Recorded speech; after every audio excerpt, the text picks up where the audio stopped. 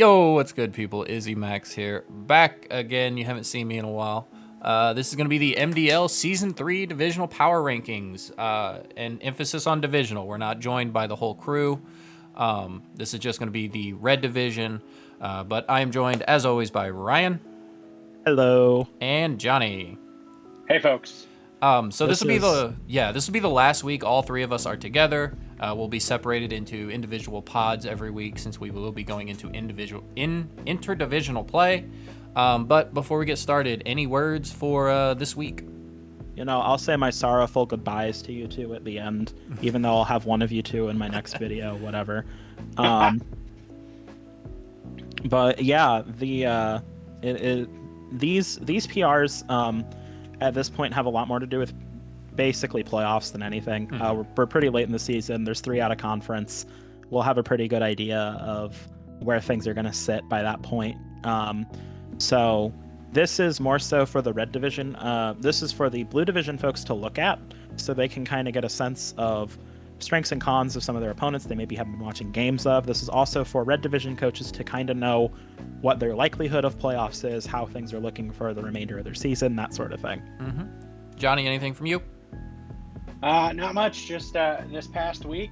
I know we're not concentrating on that in this, so that's why we mention it here. But yeah, it was a pretty interesting week. We saw Burst and Hector. They've both been having some upward momentum, and I think Hector came out with the W on that one. And we had some other interesting things, and I mean it's been a fun time. So. For sure. So without any further ado, Ryan, why don't you take number 7? Yeah, so I get to talk about Grant. Grant is 7 of 7th, unfortunately, for this first for these PRs. So there are some pretty big pros. Grant has he gets better every game, man. Every game I watch with Grant, he gets a whole hell of a lot better. It's just a matter of that learning curve is, I think, especially tough in this league because, unfortunately for him, Red Division's been getting a lot better since the start of the season as a whole, which we'll get into later. I also just put attitude there, which might seem like kind of a cop-out, but if you're losing a lot of games like this, it's kind of easy to get down on yourself. And I've talked to Grant before, and he's just like super positive, and he's taken this as a good learning experience to jump off, have a really good future season. I'm excited for him to come back in the future. In terms of playoff potential for Grant at this point, it's, I think, almost impossible, mathematically speaking. Not quite. Other people, not quite. It's not quite, but but he has to rely on a lot of folks losing that are winning right now, and he has to. And he has to win out. So it's not statistically super likely. It could happen. I've been waiting for a Grant upset all season. Grant has not made any transactions. We are going to talk about some transactions on these slides, but Grant did not have any. Some of the cons are that learning curve. MDL is a super competitive league, and unfortunately, as you're learning, so are your opponents. And we've seen that a lot this season, especially in the Red Division. The learning curve is a little steep, and even though he's been getting progressively better, the opponents are getting better at a similar rate, and it's been kind of unfortunate. Transactions we actually marked, not because Grant's team is bad. I think Grant's team is amazing. I think that part of the problem is his team itself had a learning curve. We said, I think, even in the preseason PRs, this is an amazing team, but it's a little tricky to use. Like, we thought that could be the case. And I think it was a little too tricky to use at some points. I think Grant might have benefited from having a couple mons kind of swapped for something that's a little bit more splashable, a little bit easier to just bring to a game, and have it like really carry well. His team required a lot of careful positioning to work very well. And the last thing, and this is a piece of advice to Grant for his remaining games, because I still want him to play and do well and get even better. Right now, you're relying too heavily on the top mons of your draft. And especially that Landorus, you need to be really careful with it. But your offensive pressure is almost always that Azu Landorus. And I feel like you need to branch out that offensive pressure more because you have a lot of really, really good tools on that team. even though transactions are done, there is still plenty of time to learn the ins and outs of that team. There's a lot of big potential for you to get some really big wins here at the end of the season. The team is very, very good. I think you need to branch out and just fully explore those options, really immerse yourself in those mons. And at this point, honestly, run some weirder stuff. Like, if you're treating this as a learning experience and you're like, I don't know what's going to happen here, take some risks. They might pay off for you. For sure. One thing I do want to say, we didn't put it in the cons, but I do kind of want to talk about the Sableye. You used it once in your game against Dark, and you almost won that game. You just you misread an ally switch. You know, it happens to the best of us. But then you kind of went away from it. And I do think the Sableye was really making your team super versatile. Sableye makes it a lot easier to position with the Prankster Sunny Days, the Quashes, Fake Outs, Will-O-Wisps, stuff like that. So, like, don't be afraid to lean on some more of those supportive roles, because a good supporting cast really lets your offense kind of shine. But everything Ryan has said is spot on. Excited to see where he goes in the future. This league has world qualifiers, champions, of course, for Season 1 and Season 2.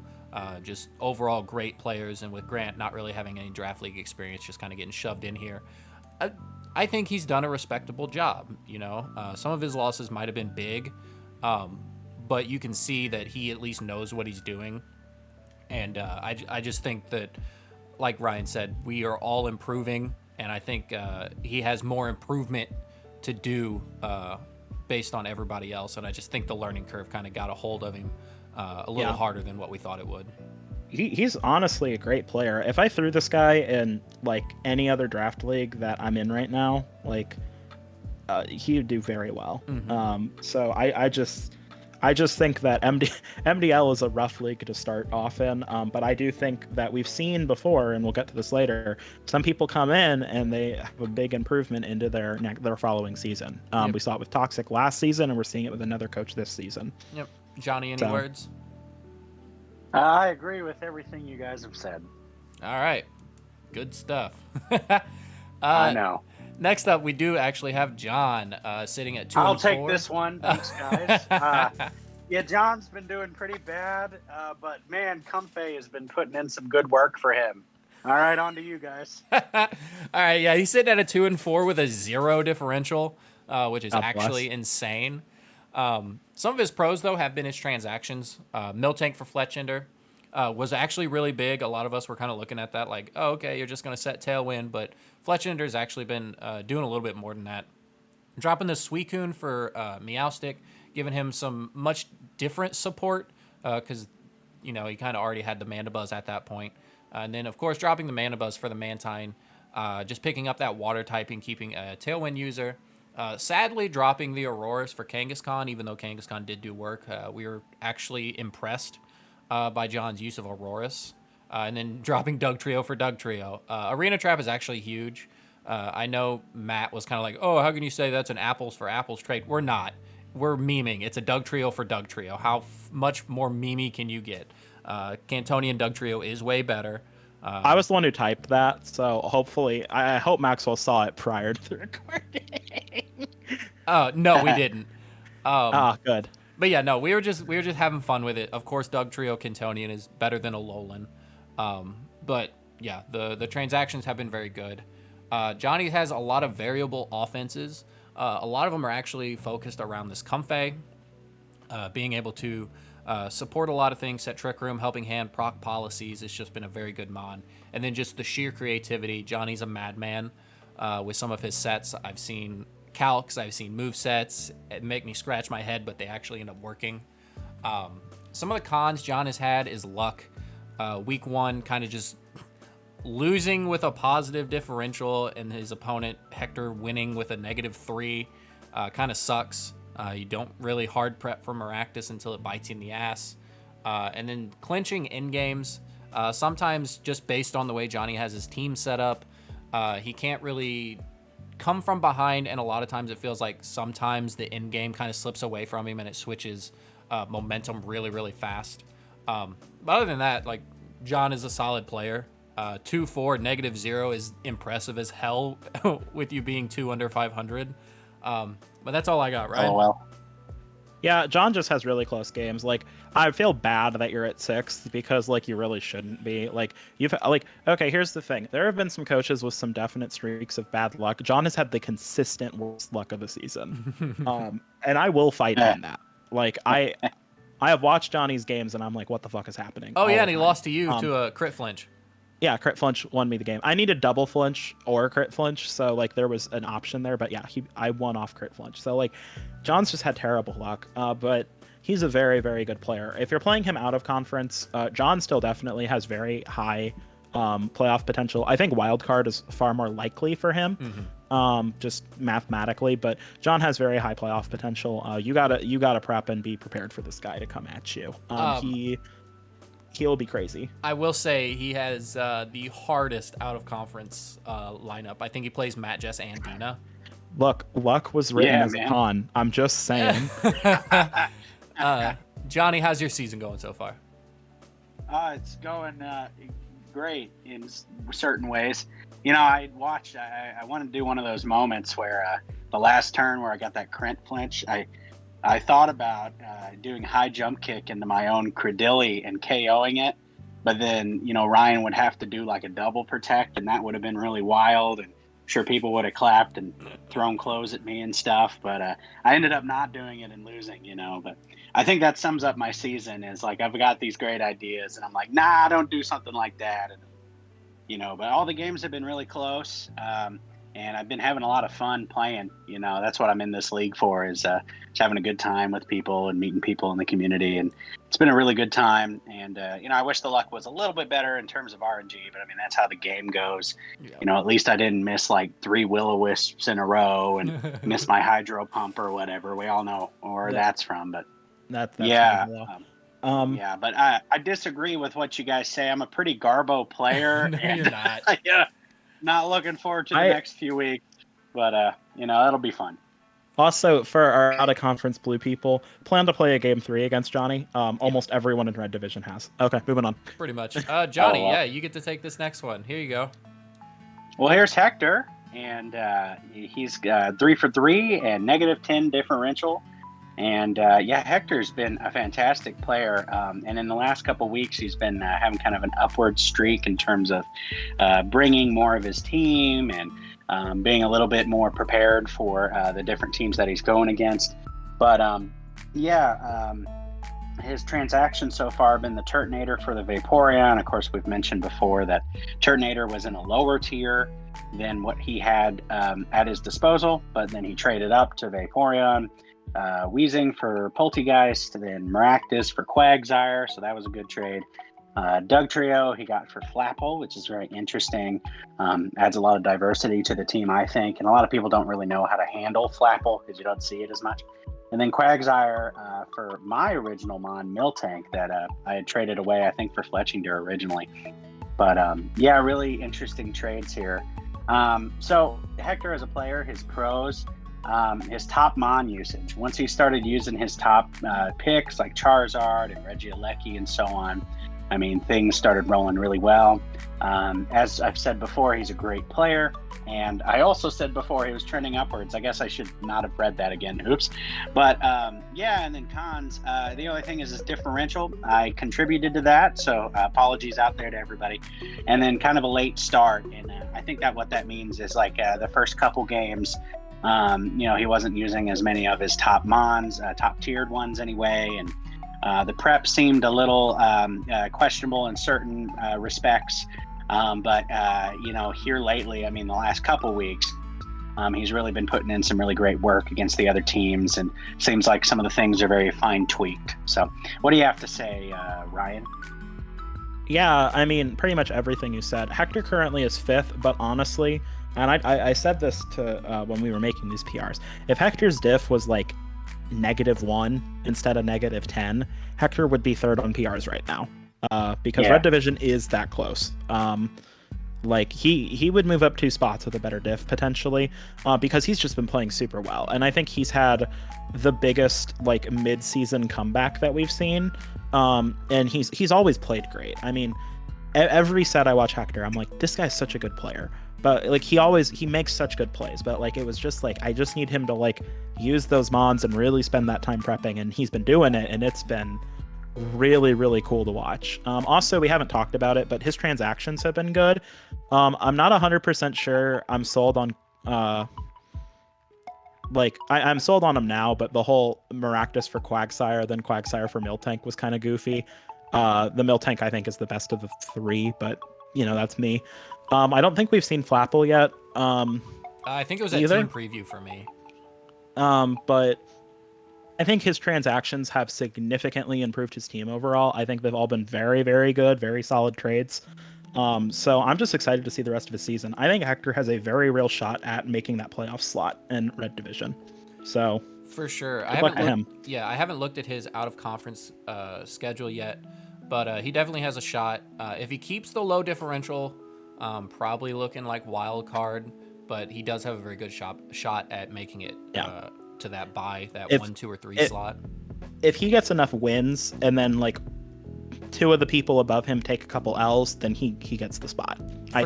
For sure. Yeah, Hector's solid player. I do think the beginning he might not have been taking it as serious, potentially. But he's really trending upwards, and just I love to see it. So we'll go ahead and move on, and I'll take Dark. So he's sitting at 3-3 +1. I'll just go ahead and jump in the pros here. Great comp usage. This comes solely from comp, not team usage, because out of the 11 he has, I think we've only seen 9, maybe even less than that. But the mons he does end up bringing, he uses very, very well. Always a high level of play. Sometimes he makes the wrong targeting, but he's always in games. None of them have really ever been a blowout. Unfortunately, he did have to take a forfeit from me, so that is one of his losses. No transactions, which is actually one of the bigger cons over here. But we'll start with team diversity. That just kind of comes from the counterpoint of great comp usage. He's not really using the rest of his team very well, if at all. There's a couple mons that we really haven't seen. Actually, he finally used the Delibird against Ryan, I guess. And then transactions. There are none.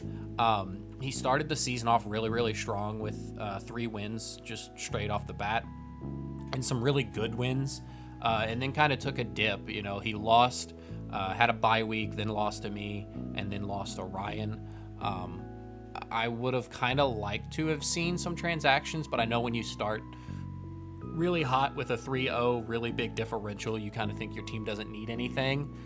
So I think transactions might have just kind of snuck up on him, and he didn't really know what to do towards the latter half of the transaction cycle. But Johnny, what do you have to say about Dark? Yeah, Dark's been doing a pretty good job. I think overall, a little bit of a down stint there the last couple weeks here, which that some of the players have been going upwards and then some go down. I guess that makes a lot of sense because some players have to go up and have to go down. But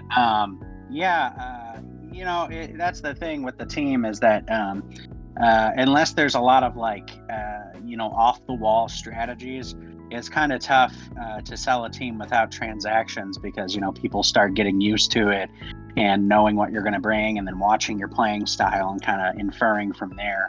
So that's about the only weakness I see with it. But I mean, it's such a solid team anyway. I mean, he's got such big hitters, and of course, like Sizzler up on the screen here. But he's been doing really well. He's just got to really mix it up with his team that he does have, because I think we just finished our transactions, and we don't have any more until semifinals, right? Am I wrong? Playoffs. After playoffs. wild card. After wild card. Oh, Yeah. Gotcha. Wow. Okay. Yeah. So, until then, he's stuck with the team he's got, and it's a really solid team. It's just, being really creative with it so people don't anticipate what you're bringing all the time, because that's the only trap you run into with transactions there is just, people kind of figure out what they do, whether it's through a video with, some of the coaches talking about strategies or just knowing the meta. But yeah, great player overall, and I'm excited to see where he goes this season because he's got he's wins for losses. They're just straight there, so You know, it could go either direction for him. Ryan. That's pretty much all. I pretty much just agree Okay. with everything that's been said. I think, I mean, he took 2 losses to the 2 people who were top of the division right now, back to back, which is what it is. I think his out of conference really matters, though. Yeah, yep, it will. Moving into number 3. I think this is you, Ryan. It is. So I get to talk about Burst. So pros, the transactions have worked out. And in fact, the Rhyperior trade that was so controversial is proudly displayed here as his signature mon because I think it earned the spot. The Rhyperior has been doing really well for him. Prep and play, prep/play and skill has gone upwards. Burst has really improved his prep and play over the course of this mid-late season. This is the biggest upset in the red division, I'd say. And I think it's well earned. He's been playing really good games, and I think that general increase has been really good, and he's trending upwards right now. In terms of transactions, he has a lot. He has, I think, the most of anyone in the league. I'm not going to talk about anything too specific, but they've all basically been relevant. They've all come, except Maractus, maybe. Trevenant. I don't know. I forgot. Trevenant's kind of... The Jellicent was better. Moving on. Cons are transaction time. I feel like part of his early season got kind of wrecked by the fact that he had to do so many transactions. So his week to week, his comp was kind of a little shaky in the air for a second. I also think prep consistency is a bit of an issue. I think that some inconsistent prepping is part of the reason why he lost to Hector this most recent week. But overall, I mean, Burst has been trending very upward. I do want to compliment him on that. I think it's very well earned that he gets to be in this number 3 slot. He has 1 less diff than Dark, but the reason why we're putting Burst here is because Burst has, in general, been trending far more upwards relative to Dark, who's been trending a bit downwards. So we felt this was kind of where he needed to be. That said, you'll notice that 5 through 3 have the same differential, which means that things are a bit scary for these guys at a conference. They're all scary opponents to play against to Blue Division coaches watching. But they're also in a scary spot because none of them want wild card, and I think this is where the big fighting for that playoff slot is going to come. Yeah, so one big thing here is the top 5 people make it to playoffs. 4 and 5 do have to play each other for wild card, and the winner ends up going to face number 1. And currently, spoiler alert, I'm ranked number 1. I don't want to fight any of these guys again. I did I played Burst very, very well and got a decent differential win off of him. I don't want to do that again. Based on what his team has now, it operates in a different way. And I think it's just a better team than what he started with, which I love to see. This is one of the players that was honestly one of the weaker ones last season, and now is one of the better competitors, which I love to see. I've seen a lot of... If last season's Most Improved award went to Toxic, this year I think the Most Improved award will go to Burst. Yes, hard agree. It's hard insane, agree. and I've been impressed.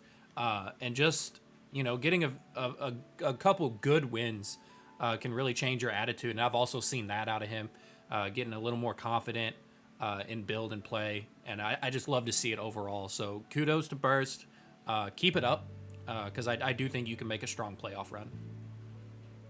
Yeah, I agree. Because, I mean, Burst is playing so well. And, like Maxwell was saying, it's like the team that he has now, it's a lot tougher to prep for than it was early on in the season. And he's just he's got such a trend upward, and the confidence thing, and you hear it in his commentary on his videos, like how he's approaching the battles and stuff. It's been really, really cool to see. So you guys better watch out in Blue Division. Yeah, for sure. Johnny, you can take this next one. Go for Ryan. This is my good pal Ryan. Man, just he plays and I weep, tears of joy. He's 4-2 right now, and he's +4 in differential. And I think 42 is one of those magic numbers of the universe, right? The Hitchhiker's Guide. Yep, yeah, it is. so I again, like that one week, Maxwell had 420. I don't know if there's a coincidence here with this 42, but anyway, we've got some strong pros here. He's got really strong cores. When Ryan plays, he always has a very clear sense of what the battle's going to look like and what the opponent's going to bring. I mean, there's such preparation to it, and it seems so effortless on his end. He just kind of, does it like clockwork. But he's got really strong cores that he brings out. Great offensive pressure. I mean, we see Licky Licky there with its Wi-Fi symbol going the opposite direction. Because, I mean, man, it's just sending you to that very fiery place when it gets off a belly drum, But, really the best transaction I've ever seen in my life was for that little tiny wimpy balloon for this big boy Chungus balloon. Like, really great transaction from Drifloon to Licky Licky. Misspelled there, of course. Good stuff.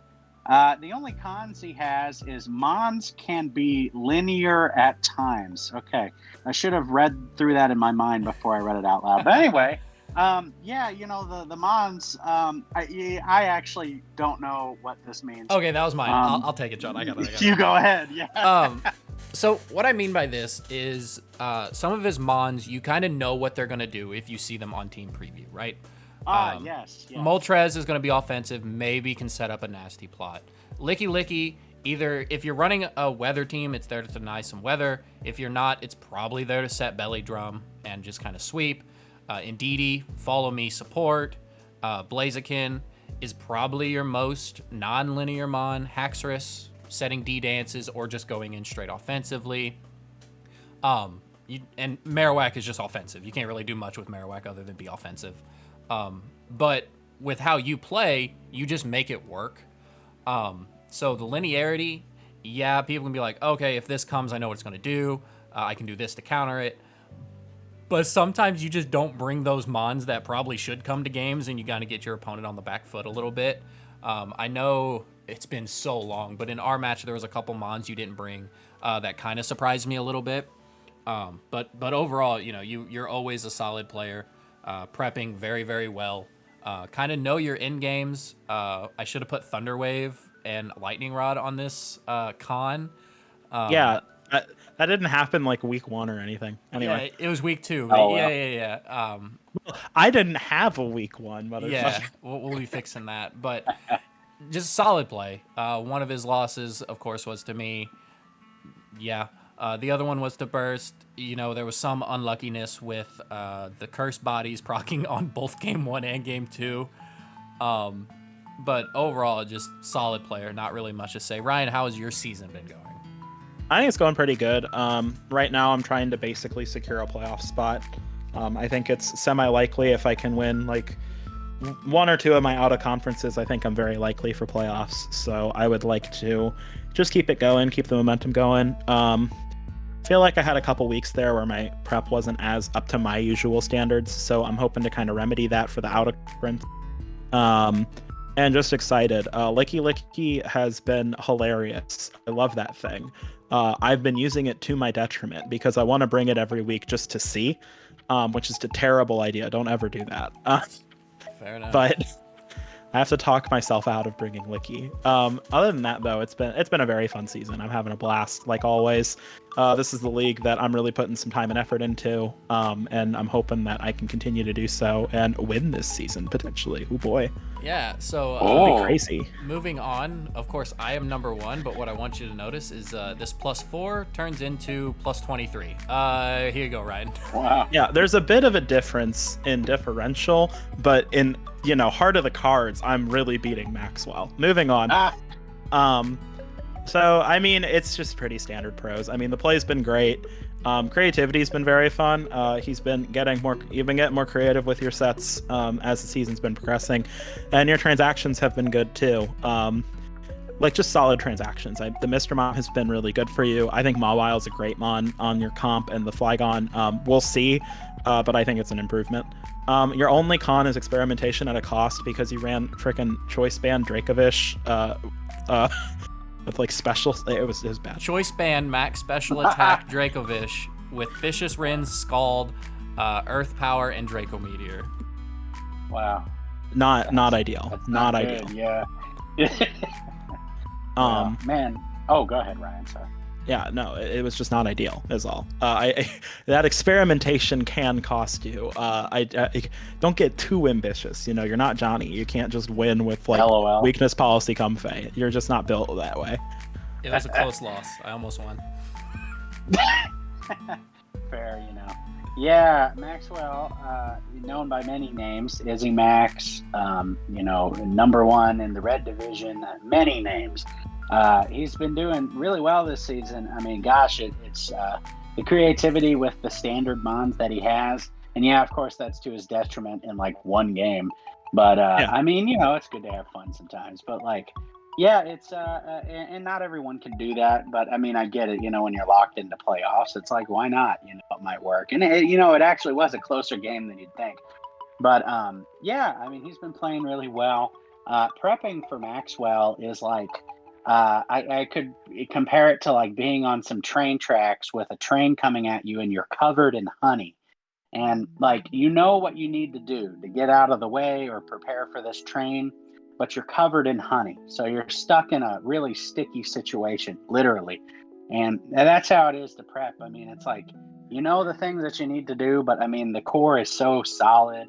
And I mean, he just plays around. He knows exactly what he wants to do. And I know Maxwell's a big fan of flow charts and stuff. Like, if you see these two mons, you're going to do this thing. And I mean, that's such really careful thought put into these games. So, man, really great contender here. Plus 23, very well earned. Huge like amount of differential from everybody else. I mean, it's outrageous. But yeah, really great season. How's your season been, Maxwell, in your opinion? Good. Speaking of flowcharts, if you see an Indeedee and a Slowking, you lead Gigalith and Blacephalon in Mind Blown and Explosion. Yeah, we've all learned. But no, my season's been really good. I've had a lot of fun using these mons. This is the first time I've used every single mon on my team, even with the transactions. I say that I had Flygon last season, but I think it came to like -1 games because the calcs were just bad at tier 3, but now it's tier 4. And Sandslash was just not really there for me. Like, it's a Sand Sweeper, but I already have one. And yeah, it's just been a lot of fun. I know over in the blue division, people are still thinking that I shouldn't be PR'd 1, but like, my differential is insane. I don't understand how it got that far, because I think I've had a couple of close games. But yeah, I mean, I don't know. I don't want to talk about myself, but I've had fun. That's pretty much it. And yes, at a detriment for special Dracovish and sweeping Sand Slash against a Vaporeon, Charizard Quagsire team, but hey ho. You know, sometimes you just got to be built different, and I respect that. Yeah, I'm not technically locked for playoffs, but it's going to take a lot for me not to be. Yeah. So yeah. Fair. Yeah. Yeah. This is about all we got. We didn't really talk about games. This week was kind of nuts. Johnny got a forfeit, unfortunately. Ryan had to play his game on Showdown. I had a bye week, and then what was the last game? Burst v Hector was great. Burst v Hector was a fantastic game. Was a great set, but Burst also prepped kind of weird for it. This week was the week that Skyward Sword and Unite dropped. So he literally said he didn't prioritize correctly, which I understand. Sometimes, look, the amount of hours that I know some people have in Unite is just really indicative of that. Yeah. You know, so we're closing out. Here's my tearful goodbye. Goodbye. Yep, you'll still see everybody on this channel, just like normal. Blue and Red both upload here because this is where everybody watches MDL stuff, even people not involved in the league at all. But yeah, we'll just be kind of potting off in groups of 3. Of course, there is me, Johnny, Ryan, and then on the other side there's Dan, Hunter, and Matt. So you'll just see a combination of all of us for the next 3 weeks. It will never... We're just doing some collabing. Yeah, I'm not going to say it's never going to be the same, but you might see the same pod from week to week, but probably not. There probably going to be at least one change per pod. But that's going to be fun. Cross-division play is always going to be fun, and I think this season it's more important than it was last season because I think only me and Matt are actually locked for playoffs. Everybody else can still not make it, which is awesome and terrifying. So, Yeah, good luck no to kidding. everybody, and this is going to be super important. But any closing words from you guys? I want to hear a joke. Ooh. Oh, If Johnny okay. has one. Well, why did the tour chick cross the road? Why? To get to the other side. Oh my God, Johnny. All right, with Yeah. that, I'm cutting it here. So we'll see you in the next one. Peace. Goodbye.